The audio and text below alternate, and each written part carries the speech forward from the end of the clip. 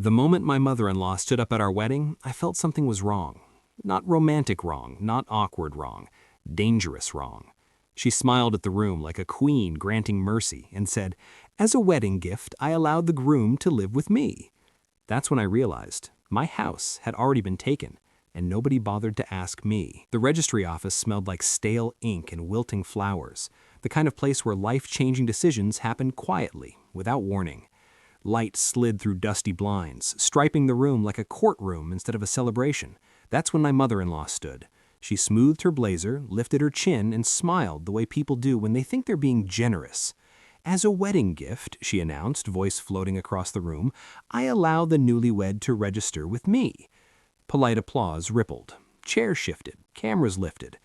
My shoulders tightened. "My name is Caleb Warren, and I've always had a dangerous habit. I stay calm too long. I let things slide because I don't like scenes. I don't like conflict on days meant to be beautiful." So I smiled. "Thank you," I said evenly, "but I already own a house downtown. Simple, clear, done." Or so I thought. Lena squeezed my hand, not lovingly, not reassuringly, hard. "My sister and her husband already moved there," she said quickly. "They're renovating." Already. The word dropped into the room like broken glass. The registrar froze mid-stamp. Guests leaned forward. Interest replaced celebration. My mother-in-law didn't look surprised. She looked pleased, like the reveal had gone exactly as planned. I stared at Lena. She avoided my eyes, studying the floor like I could explain things for her. My mind flashed to the blue door downtown. Quiet mornings, coffee on my own counter. The place I rebuilt after my divorce, piece by piece, until it finally felt like mine again. I straightened my tie, feeling the familiar weight of my keys in my pocket. "I think we should pause," I said, loud enough for everyone, "because there seems to be confusion about who owns that house." The room didn't relax, it tightened. My mother-in-law let out a soft laugh, the kind meant to shrink a man in public. "Oh, Caleb," she said sweetly, "family arrangements don't need legal language." That sentence told me everything.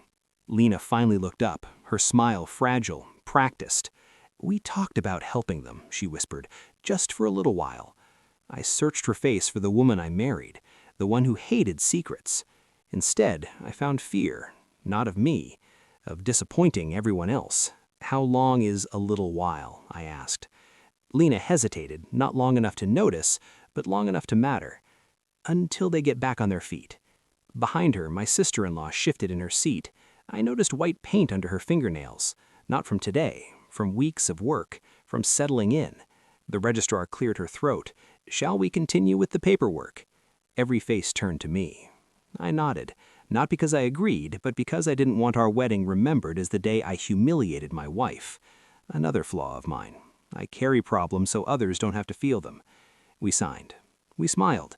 Cameras flashed like nothing was wrong. Applause filled the room the way a bad soundtrack fills silence. As we stepped aside, my mother-in-law leaned close, her voice warm and certain. "You'll see, this will work out." I smiled back, because in my pocket, my phone vibrated. Not congratulations. A notification from my home security app. Motion detected. Living room. I didn't tell Lena. I slipped the phone back and said I needed air. She nodded too fast, relief crossing her face like she'd been waiting for me to disappear. The drive downtown felt longer than usual. The turn signal clicked like a countdown. City lights smeared across the windshield. The faint scent of lilies from Lena's bouquet still clung to my jacket. My hands were steady. My jaw ached from holding everything in. When I pulled up, the porch light was on. I hadn't turned it on. The blue front door was unlocked. That was the second thing that didn't belong. Inside, the house sounded wrong. Voices overlapping, music playing low, cabinets opening and closing like a place mid-conversation. My living room looked rearranged by people who never asked. The couch angled differently, a new rug still creased from its packaging. My framed hiking photo, gone, replaced by a print I didn't recognize. "Caleb," my sister-in-law called cheerfully from the kitchen, "you're back early." Early. Like I'd stepped out for groceries. She stood holding my chipped mug, the one I always used, while her husband leaned over my counter debating backsplash tiles like my home was a showroom. "How long?" I asked. She smiled. "Your wife said we could start making it our own." And in that moment, something finally clicked into place. They didn't think they were borrowing my house. They thought I'd already given it away. I walked past them without another word and went straight down the hallway. My footsteps sounded louder than they should have, like the house itself was amplifying my presence out of guilt. The door to my study was closed. That stopped me. I never closed that door. Inside, the room felt stripped. My desk was bare. No lamp, no notebooks. The small wooden box my father gave me, gone. In its place sat a neat stack of mail, all addressed to Sarah and Mark. My address, their names. I stood there longer than I meant to, staring at the empty spaces where my life used to be arranged exactly how I needed it. I've always been particular about order, another flaw. I believe control keeps things from falling apart. Behind me, my brother-in-law cleared his throat.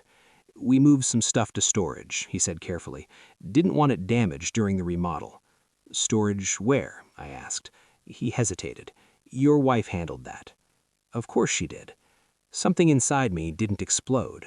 It didn't crack. It settled. Heavy. Calm. Unavoidable. I pulled out my phone, not to call, not to argue, but to open a folder I hadn't touched in months. Documents. Deeds. Permissions. Sarah leaned against the doorway, arms crossed. "You're not upset, are you? Mom said you'd be flexible." I looked at her, then the house, then the phone in my hand. "No," I said quietly, "I'm not upset." Because standing there in a house that no longer felt like mine, I realized something they never considered. Flexibility doesn't mean surrender, and they had no idea what I'd already put in writing. I left before they could ask more questions. "I need to get back to the reception," I told them. It wasn't a lie, just not the whole truth. The front door clicked shut behind me, and for the first time that day, my shoulders dropped. In the car, I sat with the engine off, hands resting on the wheel, breathing in worn leather and quiet. I didn't feel angry. That surprised me. I felt organized, like pieces finally lining up. I opened the folder again. The house wasn't just in my name. It was protected by a clause I'd insisted on after my divorce. No additional residence without written consent from the owner. No exceptions, not even family. My lawyer called it excessive. I called it peace of mind. I typed a short message to Lena. "We'll talk tonight. I love you." That part was true, too. Another flaw of mine. Loving even when it costs me clarity. The reception felt louder than it should have. Music bounced off the walls. Lights glowed too warm. Laughter came too easily. My mother-in-law hugged me like nothing had happened. Sarah laughed with guests, already comfortable, already settled, like the ending had been written for her. I smiled when required. I toasted when expected. Then my phone buzzed. Not a notification. A message from Lena. "They said you wouldn't mind. Mom promised it was handled." I read it twice, slow enough to feel each word land. Across the room, Sarah lifted her glass toward me, grinning like someone who believed victory was permanent. I met her gaze, lifted mine in return, because tomorrow morning, a different message was already scheduled, one that didn't need permission anymore. Morning light crept through the hotel curtains like it didn't want to wake us up.